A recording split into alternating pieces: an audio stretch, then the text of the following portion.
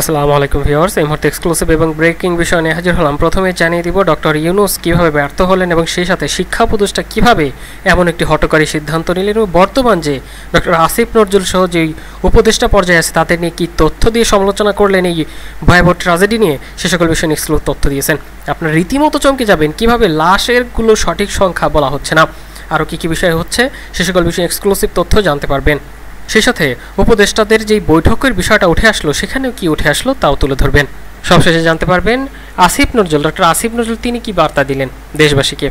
তাদের মধ্যে যে বৈঠক হলো, বিশেষ করে বিএনপি, জামাত, এনসিপি এবং যারা রাজনৈতিক দল আছে তাদের সাথে আলোচনা করে এই সংকট কীভাবে উত্তরণ করা যায় এবং তাদের রাজনৈতিক বিষয়গুলো কি পদক্ষেপ আসলো সে সকল বিষয়ে এক্সক্লুসিভ তথ্য দিয়েছেন এই আসিফ নজরুল। আসিফ নজরুলের বার্তাও জানতে পারবেন।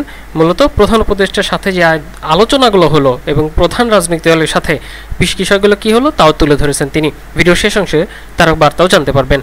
চলুন আগে দেখিনি গণ অধিকার পরিষদের নেতা ফারুক হাসান তিনি কি তথ্য দিলেন, তার দাবিগুলো কি, কিভাবে এই সরকার ব্যর্থ হলো এবং কিভাবে বা এর দায় কোনোভাবে এড়ানো সম্ভব নয় এবং সেখানে একটা ভাঙারি এই ফাইটার জেট দিয়ে কীভাবে প্রশিক্ষণ এখনও দেওয়া হয় সে সকল বিষয়ে প্রশ্ন ছুড়ে দিয়েছেন এবং এর জবাবও চেয়েছেন।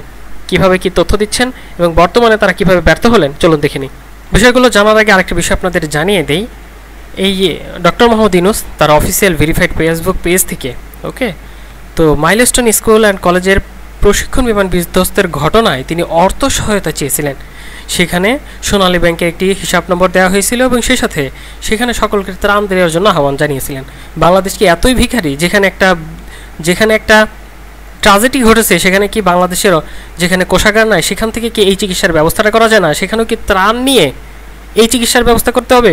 এমন সমালোচনার মুখে পড়ে বাধ্য হয়েছেন কিন্তু ডক্টর ইউনূস সেই পোস্টটা ডিলিট করতে বাধ্য হয়েছেন, কারণ এখানেও কেন ব্যবসার একটি কার্যক্রম করতে হবে। এদিকে আপনারা জানেন এর আগে যে বন্যা হয়েছিল সেখানে কিন্তু ব্যাপক পরিমাণ সহায়তা উঠেছিল, সেই ওই অর্থ কোথায় গেল, কিভাবে গেল, কোন খাতে ব্যয় হলো তা কিন্তু এখনও বাংলাদেশের মানুষ জানে না।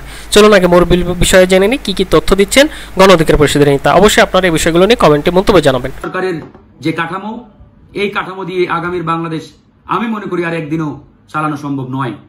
এই সরকারের অধিকাংশ উপদেষ্টা ইতিমধ্যে তাদের যে সামগ্রিক কার্যক্রম সেটা দিয়ে এদেশের মানুষের আশা আকাঙ্ক্ষা বাস্তবায়ন হবে বলে আমি মনে করি না। কারণ যে কোনো উদ্ভূত পরিস্থিতি সিচুয়েশন কিভাবে কন্ট্রোল করতে হয়, নিয়ন্ত্রণ করতে হয় তার ছিটেফোঁটাও এই সরকারের অধিকাংশ উপদেষ্টার সেই অভিজ্ঞতা কিংবা এক্সপিরিয়েন্স নেই। সেই জায়গা থেকে আমরা এই সরকার গঠনের পর থেকেই বলে আসছিলাম একটি সর্বদলীয় জাতীয় সরকার গঠনের কথা। গণ অধিকার পরিষদ সেই শুরু থেকেই সর্বদলীয় জাতীয় সরকারের কথা বলে আসছে বারবার, কিন্তু সরকার কর্ণপাত করেন নাই। এই জন্য আমরা মাঝে মাঝে আক্ষেপ নিয়ে বলতাম যে ওই বাসুরের কথা বাসি হলে ফলে। আজকে কিন্তু সেটাই আমরা দেখতে পাচ্ছি। আজকে অনেক দল সবাই সর্বমহল থেকে আওয়াজ তারা তুলেছে যে এই সরকারকে পুনর্গঠন করতে হবে এবং এই সরকারের যে বর্তমান উপদেষ্টা পরিষদ, এই উপদেষ্টা পরিষদে রদবদল নিয়ে আসতে হবে বা পুনর্গঠন করতে হবে। কার্যত পক্ষে এই উপদেষ্টা পরিষদ দিয়ে কিভাবে এই এরকম একটি রক্তক্ষয়ী গণঅভ্যুত্থান পরবর্তী সময়ে তারা বাংলাদেশকে পরিচালনার চিন্তা করছে। কালকের যে ঘটনা, এই ঘটনা অত্যন্ত প্যাথেটিক, মর্মান্তিক, যেটা কোনোভাবে কোনো ভাষায় প্রকাশ করার মতো নয়। এরকম একটি ঘটনাকে কিভাবে নিয়ন্ত্রণ করতে হয়, কিভাবে এটাকে কন্ট্রোল করতে হয় সেটাও এই সরকারের দায়িত্বশীল অ্যাডভাইজারও করতে পারেন নাই। এক একজনের উদ্ভট সিদ্ধান্ত, উদ্ভট চিন্তা সামগ্রিকভাবে দেশকে, জাতিকে আবার অন্ধকারের দিকে ফেলে দিচ্ছে।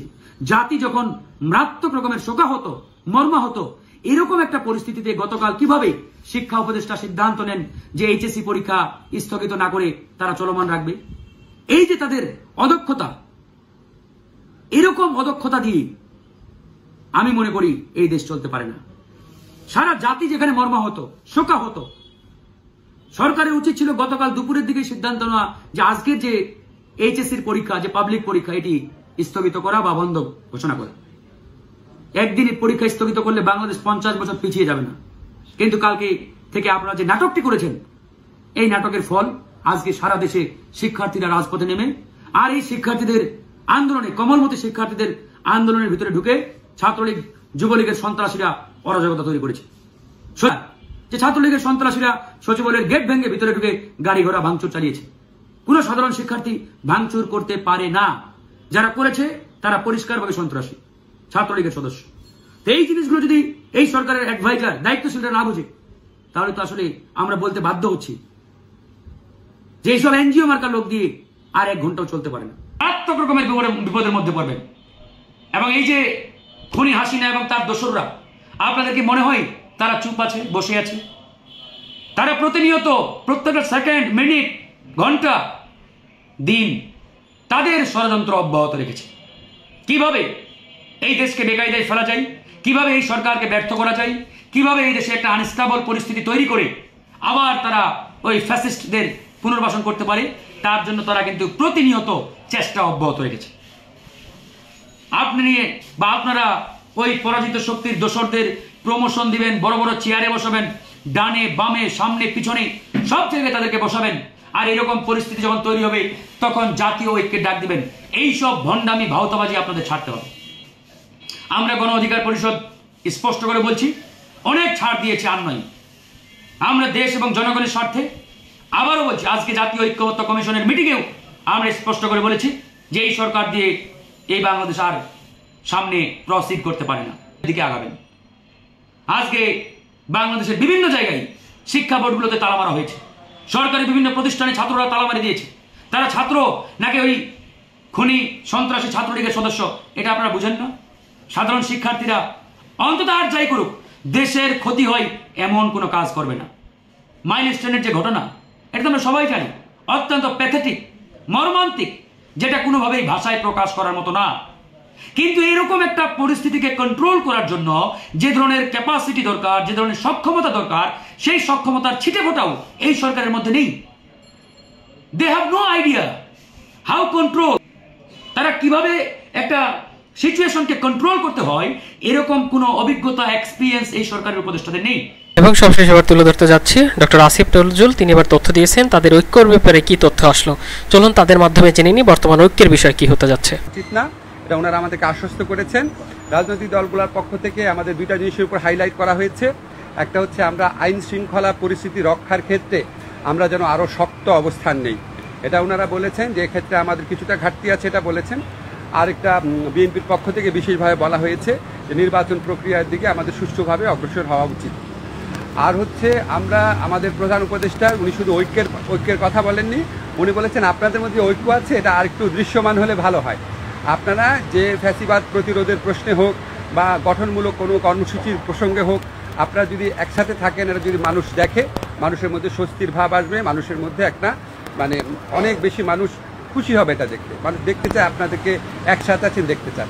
তো ওনারা বলেছেন, একটা আরেকটা হাইলাইট করেছেন যে ওনাদের মধ্যে ঐক্য আছে, এটা প্রমাণ হচ্ছে ওনারা মাঠে যাই বলুন না কেন, যখনই প্রধান উপদেষ্টা ডাকেন তখন তো ওনারা এসে হাজির হন।